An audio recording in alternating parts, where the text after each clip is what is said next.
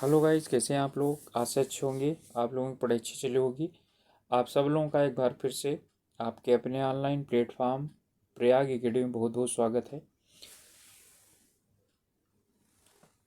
हम लोग उत्तराखंड अधीनस्थ सेवा चयन आयोग द्वारा आयोजित की जाने वाली एलटी परीक्षा के लिए जो उसका पहला भाग है, शिक्षण अभिरुचि, प्रत्येक ये विषय के लिए अनिवार्य भाग होगा।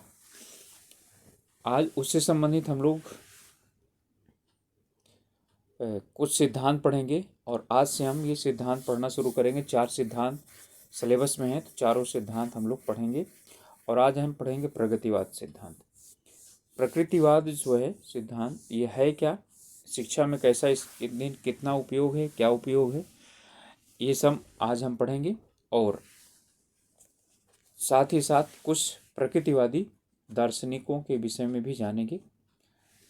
शुरू करें तो इससे पहले आप लोगों को से रिक्वेस्ट है कि आप लोग यदि चैनल में नए हैं या अभी तक चैनल को सब्सक्राइब नहीं किया है तो प्लीज़ सब्सक्राइब कर लीजिए। तो चलिए शुरुआत करते हैं। जब हम पहले दर्शन समझ लेंगे तो उसके बाद आसानी के साथ हमको आ जाएगा कि ये इसका शिक्षा में किस प्रकार उपयोग है। तो प्रकृतिवाद, ठीक है, इसके कुछ सिद्धांत हैं, यानी कि प्रिंसिपल ऑफ नेचुरलिज्म। इसके सिद्धांत ये हैं कि इसके अनुसार सृष्टि का निर्माण वस्तु या तत्व से हुआ है, यानी कि पदार्थ से हुआ है। मानव भी वस्तु का ही एक क्या है, रूप है। इसके बाद है प्रकृतिवाद एवं धर्म, यानी प्रकृतिवाद धर्म एवं ईश्वर में कोई विश्वास नहीं रखता है, अर्थात ये धर्म को, ईश्वर को नहीं मानता है। मस्तिष्क की क्रिया फल ही अनुभव है। ठीक है, मानता है कि मस्तिष्क जो कुछ करता है वो क्या है, वही अनुभव बन जाता है। प्रकृतिवाद मानता है कि समाज व्यक्ति के लाभ के लिए है, इसलिए समाज का स्थान व्यक्ति के बाद आता है। मानव की मूल प्रवृत्ति पशुओं के समान होती है, यानी मानता है कि मूलतः प्रवृत्ति में मानव क्या है, वो पशु है। ठीक है, इसलिए इससे आध्यात्म वगैरह की बात नहीं की जा सकती। प्रकृति अंतिम सत्ता या वास्तविकता है, यानी कि मानता है कि अंतिम सत्ता या वास्तविकता सिर्फ और सिर्फ क्या है, प्रकृति है, यानी प्रकृति के अलावा बाकी कुछ भी नहीं है। नैतिक मूल प्रवृत्ति, जन्मजात अंतरात्मा, परलोक, वैयक्तिक अमरता, चमत्कार, ईश्वर कृपा, प्रार्थना शक्ति और इच्छा की स्वतंत्रता, ये सब क्या है, भ्रम है, यानी इनका कोई महत्व नहीं है। मनुष्य के सांसारिक जीवन की भौतिक दशाएं विज्ञान की खोज और मशीनों के आविष्कार द्वारा बदली गई हैं। ठीक है, तो ये यानी विज्ञान की खोज और मशीनों को महत्ता देते हैं। विकास की प्रक्रिया में मस्तिष्क एक घटना है, मस्तिष्क एक घटना है और इसी से जो कुछ प्राप्त होता है उसे अनुभव कहा जाता है। उच्च कोटि जीवों में अधिक विकसित नाड़ी समूह होता है। ये हर वस्तु का जन्म प्रकृति के ही सानिध्य में होता है। मानते हैं कि हर वस्तु का जो जन्म है वो प्रकृति के सानिध्य में होता है। मृत्यु के बाद प्रकृति यानी पंच तत्वों में ही क्या हो जाता है, वो विलीन हो जाता है, यानी कि मृत्यु के बाद कुछ भी नहीं बचता। आत्मा वगैरह का कोई कॉन्सेप्ट यहाँ पर नहीं आता है। ये मानते हैं कि ज्ञान और सत्य का आधार इंद्रियों का अनुभव है। इंद्रियों द्वारा जो ज्ञान प्राप्त किया गया है वही क्या है, यानी अनुभव प्राप्त किया गया है वही ज्ञान कहा जाता है। प्रकृति के नियम अपरिवर्तनीय हैं और अपरिवर्तनीय प्राकृतिक नियम सब घटनाओं को अच्छी तरीके स्पष्ट कर देते हैं। और यदि आप लोगों को यानी इसके पीडीएफ चाहिए तो आप लोग टेलीग्राम चैनल पर ज्वाइन कर सकते हैं या व्हाट्सअप कर सकते हैं और वहाँ पर ही उपलब्ध करवा दिया जाएगा। वास्तविकता की व्याख्या केवल प्राकृतिक नियम विज्ञानों द्वारा की जा सकती है। मतलब कह रहे हैं कि वास्तविकता की व्याख्या सिर्फ और सिर्फ प्राकृतिक विज्ञानों द्वारा की जा सकती है, यानी कि नेचुरल साइंस के द्वारा ही रियलिटी बताई जा सकती है। इसके बाद है मस्तिष्क मानव की शक्ति एवं क्रिया का यानी केंद्र है या स्रोत है। ठीक है, यानी कि जो मानव की मेन क्या है, पावर है, और मेन उसका एक्शन है, उन सभी का स्रोत क्या है, उसका मस्तिष्क है। तो मुझे लगता है कि अब इतना आप लोगों को समझ में आ गया होगा कि ये सिद्धांत किसके हैं, प्रकृतिवाद के। ओके, चलिए अब हम लोग पढ़ते हैं कि प्रकृतिवाद का शिक्षा के साथ कैसा संबंध है, यानी कि प्रकृतिवाद और शिक्षा के उद्देश्य। तो naturalism and AIIMS of the education, जो रूसो हैं, ठीक है, इसके एक क्या हैं, प्रकृतिवादी जो हमारे दर्शन है उसका एक वो दार्शनिक है।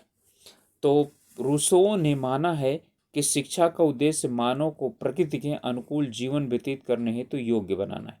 अर्थात वो मानते हैं कि मानव को प्रकृति के अनुसार जीवन जीने योग्य बनाना ही क्या है, वो शिक्षा है। शिक्षा का जो उद्देश्य है, शिक्षा के द्वारा हम मानव में कुछ नया उत्पन्न नहीं करते, बल्कि मानव की मौलिकता को बनाए रखने का प्रयास करते हैं। यानी कि मानव के अंदर जो है वही हम उसका विकास करते हैं, और मानव संसर्ग के फलस्वरूप जो उसमें कृत्रिमता आ गई है, यानी कि जो बनावटीपन आ गई है, उसको विनाश करने का प्रयास किया जाता है। रूसो ने कहा है कि रोजमर्रा के व्यवहार को, यानी समाज सम्मत व्यवहार को बदल डालो और सदा सर्वदा तुम्हारा कृत्य सही होगा। यानी कि ये मानते हैं कि समाज में जो रहने से आपके जो क्रियाकलाप हैं समाज के अनुसार उनको बदल दीजिए। ठीक है, और प्राकृतिक रूप से जो प्रकृति द्वारा प्रदत्त सोच है, विचार है, उसे प्रस्तुत कीजिए। हर स्थान पर सामाजिक संस्थाओं की अवहेलना की गई है यहाँ पर। ठीक है, ठीक है, रूसो के द्वारा। वह मानता है कि मानवीय संस्थाएं मूर्खता और विरोधाभास का समूह है, परंतु वह प्रकृति को ईश्वरीय सृष्टि मानता है, मनुष्य को ईश्वरीय कृति मानता है। ठीक है, तो ये जो है, यानी कि अब हम पढ़ेंगे कि इसके अनुसार, ठीक है, वैसे जो है जैविकी जो प्रकृतिवाद है, प्रकृतिवाद 3 प्रकार का होता है, यानी पदार्थवादी प्रकृतिवाद, यांत्रिक प्रकृतिवाद और जैविक प्रकृतिवाद। तो इसके अनुसार जो शिक्षा है, इसके 3 मुख्य उद्देश्य हैं। क्या है, व्यक्ति को इस योग्य बनाना जिससे कि वह इस जगत को अपने को जिंदा रख सके और जीवन के संघर्षों का मुकाबला कर सके और सफलता प्राप्त करने का प्रयास कर सके। यानी कि जीवन के लिए मानव को तैयार करना, ये इसका उद्देश्य होना चाहिए शिक्षा का। दूसरा ये मानते हैं शिक्षा का उद्देश्य व्यक्ति को उसके वातावरण के साथ सामंजस्य स्थापित करने की योग्यता होनी चाहिए। अर्थात उसमें जिस भी वो उसमें रह रहा है वातावरण में, उसके साथ सामंजस्य स्थापित करने की उसमें क्षमता होनी चाहिए, योग्यता होनी चाहिए।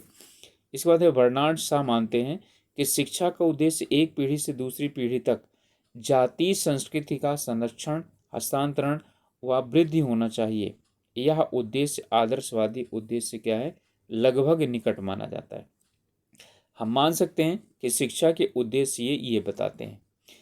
शिक्षा द्वारा बालक को प्राकृतिक जीवन व्यतीत करने के लिए तैयार करना, ये है।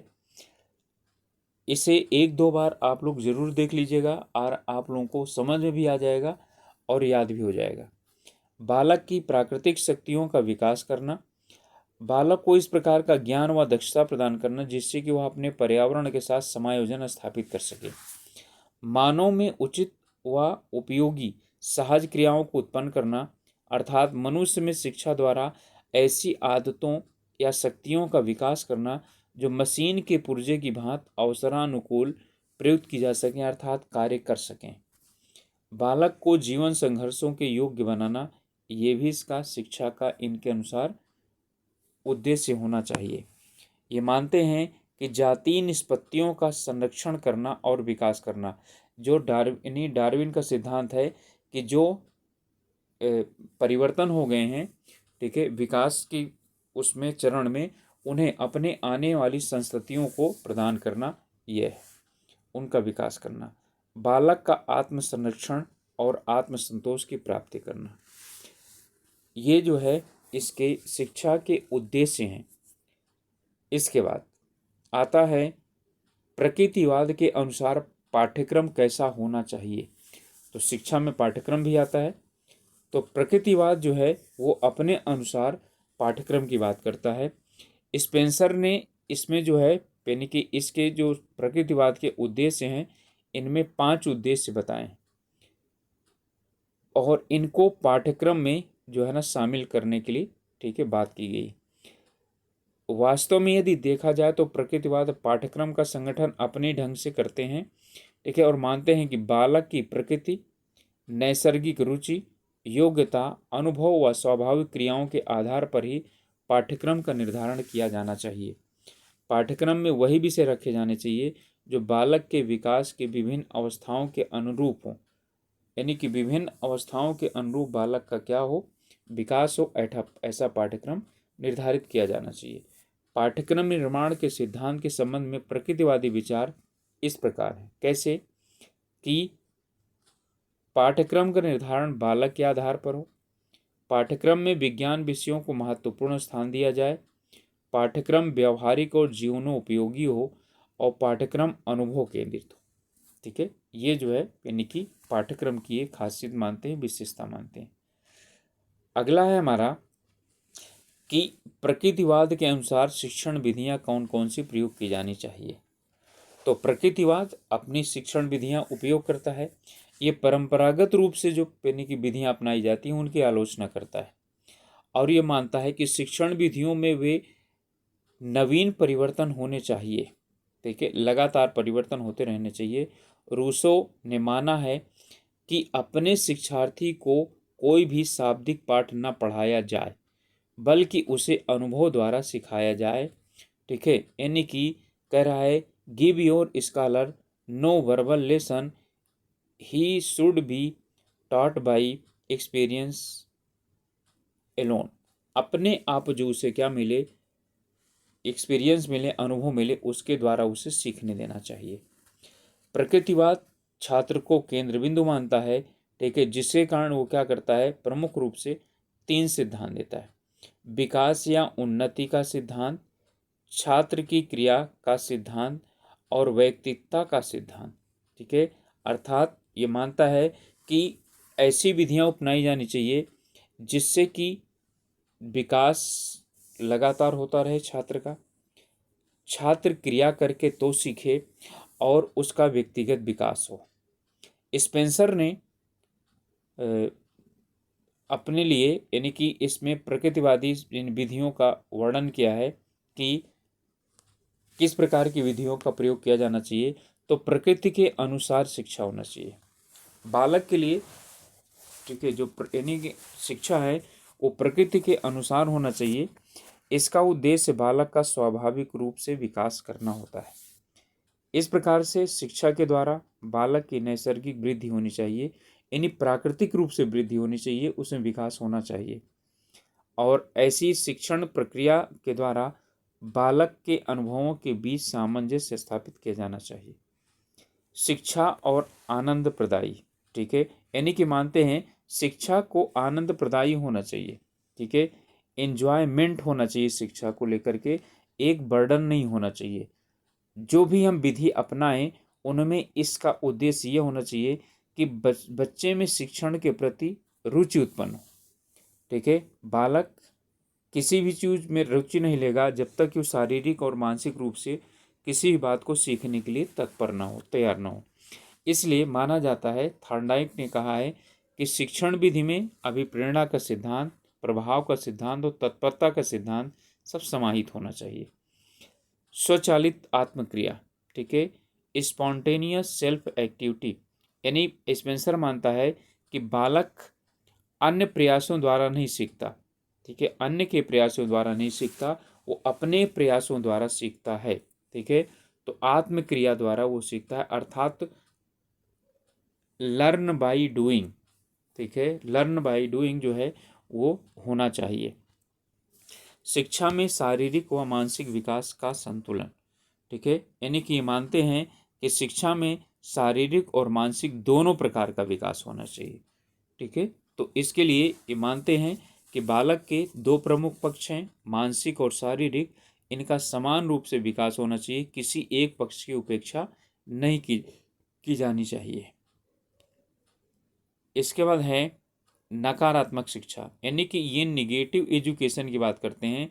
ध्यान दीजिएगा, बहुत इंपॉर्टेंट है इनका ये। नकारात्मक शिक्षा से आशय ये है कि शिक्षा हमें सत्यता व पुण्य का पाठ नहीं पढ़ाए, बल्कि हमें असत्यता व पाप से दूर रहना सिखाए।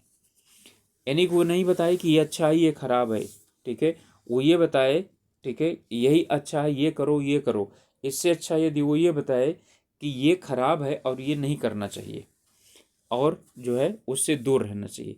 अर्थात नकारात्मक शिक्षा गुण आरोपित नहीं करती है, वरन अवगुणों से बचाती है। यह वह मार्ग प्रशस्त करती है जो व्यक्ति को अवगुणों से दूर रखता है। अगला है हमारा शिक्षण विधि आगमनात्मक हो, ठीक है, यानी कि कौन सी शिक्षण विधियां जो है यानी कि प्रयोग की जाए, तो उसकी बात करते हैं। मानते हैं कि प्रकृतिवाद ने जिस विधि को जन्म दिया है उसे ह्यूस्टिक विधि कहते हैं। तो ह्यूस्टिक विधि प्रकृतिवादी विधि है, ठीक है। बालक को प्रत्यक्ष रूप से सीखने के अवसर मिलने चाहिए, जिसमें छात्र को एक अन्वेषक या आविष्कारक की भूमिका अदा करनी चाहिए, ठीक है। इसे ही आगमन विधि माना जाता है, यानी इसमें जो बालक है उसे महत्ता दी जाती है, ना कि जो है वो शिक्षक को। अब हमारा अब लास्ट पॉइंट आता है कि शिक्षा में प्रकृतिवाद की देन अर्थात contribution of naturalism in education, क्या क्या दिया है उसने। पहला है बालक का प्रमुख स्थान, ठीक है, यानी कि प्रकृतिवाद बालक को पहले स्थान पर रखता है, पाठ्यक्रम शिक्षा वगैरह सब बाद में आती है, ठीक है। तो बाल केंद्रित शिक्षा जो है ये प्रकृतिवाद की क्या है, देन है। ओके, अगला है कि बाल मनोविज्ञान के अध्ययन की प्रेरणा इस विचारधारा ने दी है। अर्थात ये बोलता है कि बालक के मनोविज्ञान का क्या करना है, अध्ययन करना है, जिसके कारण क्या होगा, ठीक है, उसी के कारण ऐसा होता है कि जो बालक हैं, ठीक है, वो अपना विकास करता है, ठीक है।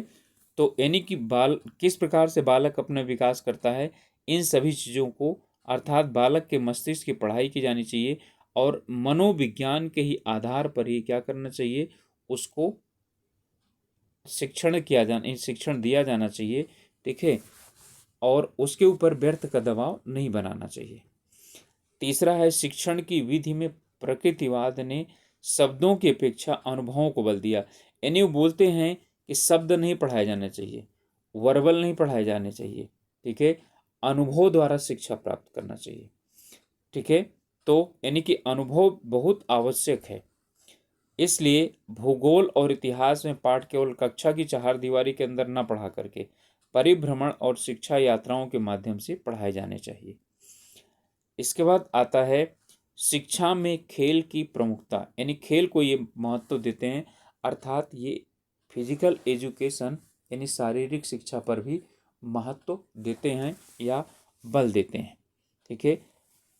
यानी इनसे पहले जो खेल है वो व्यर्थ की चीज समझा जाता था, आगे चल करके प्रकृतिवाद ने यानी कि इन्होंने ही खेल को आवश्यक सिद्ध कर दिया। प्रकृति की ओर लौटो, ठीक है, ये इनका क्या है, एक प्रमुख स्लोगन है, ठीक है, और ये मानता है कि सभ्यता की जटिलताओं से दूर प्रकृति की शांतिमयी गोद की ओर चलो, ठीक है, और यानी कि इस प्रवृत्ति ने प्रकृति प्रेम की क्या की है, वृद्धि की है, ठीक है। तो ये इसके यानी कि प्रमुख जो शैक्षिक मतलब कि योगदान है और शिक्षा में इसका प्रमुख जो भाग है वो है। और अब हम पढ़ेंगे कि प्रमुख जो प्रकृतिवादी हैं, ठीक है, वो कौन से हैं।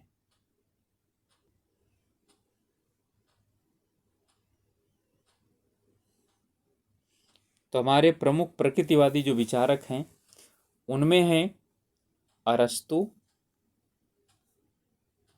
Can't, Hobbes, Darwin, Lamarck, Huxley, Herbert Spencer, Bernard Shaw, Samuel Butler, Rousseau, ये प्रमुख प्रकृतिवादी विचारक हैं। तो गाइस, ये था प्रकृतिवाद और शिक्षा। इसमें वही हमने सम्मिलित करने की कोशिश किया है जिससे कि आपको ज़्यादा जो है इधर उधर ना घूमना पड़े, सिर्फ आपको सभी चीज़ें यहीं पर प्राप्त हो जाएं। तो हमारी कोशिश कैसी लगी आप लोग ज़रूर बताइएगा। ठीक है, कुछ और सुधार करना हो तो वो भी आप लोग बता सकते हैं, हम लोग उसमें सुधार करने की कोशिश करेंगे। और इनसे संबंधित MCQs भी हम लोग लेकर के आएंगे। तो मिलेंगे अगले वीडियो में, तब तक के लिए अपने आप लोग तैयारी कीजिए।